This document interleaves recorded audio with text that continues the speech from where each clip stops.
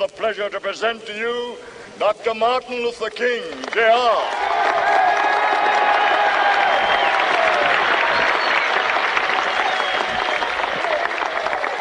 I am happy to join with you today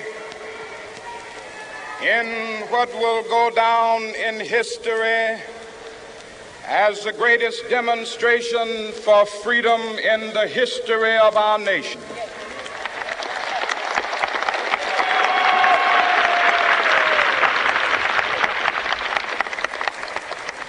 Five score years ago,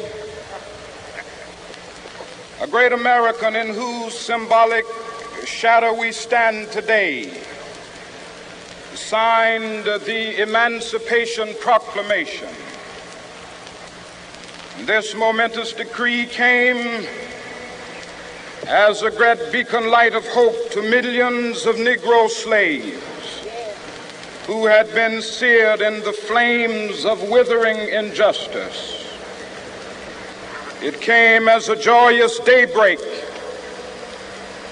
to end the long night of their captivity. But 100 years later, the Negro still is not free. 100 years later,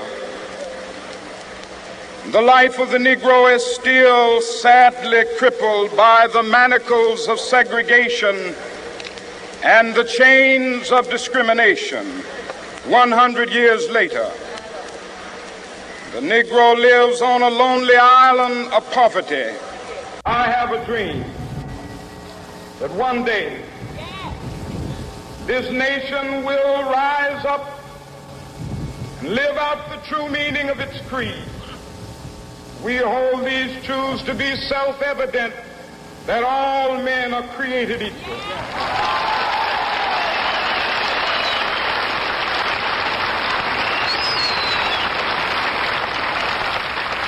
I have a dream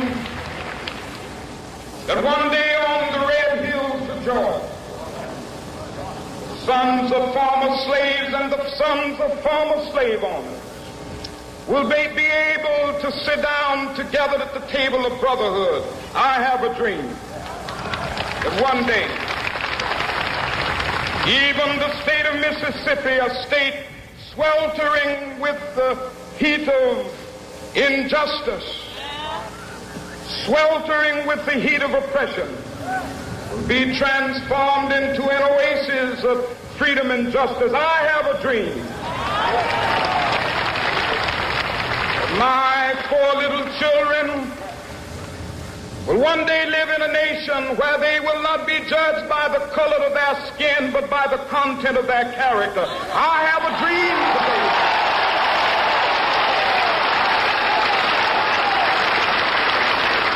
I have a dream that one day, down in Alabama, with its vicious racists, with its governor having his lips dripping with the words of interposition and nullification. One day right there in Alabama, little black boys and black girls will be able to join hands with little white boys and white girls as sisters and brothers. I have a dream today.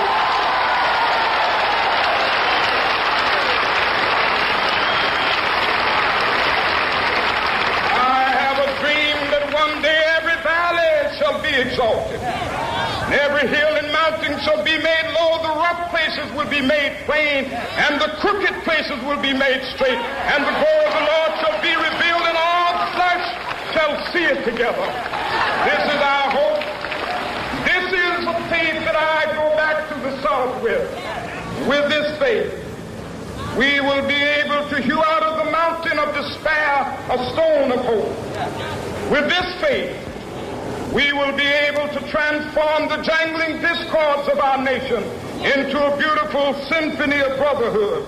With this faith, we will be able to work together, to pray together, to struggle together, to go to jail together, to stand up for freedom together, knowing that we will be free one day.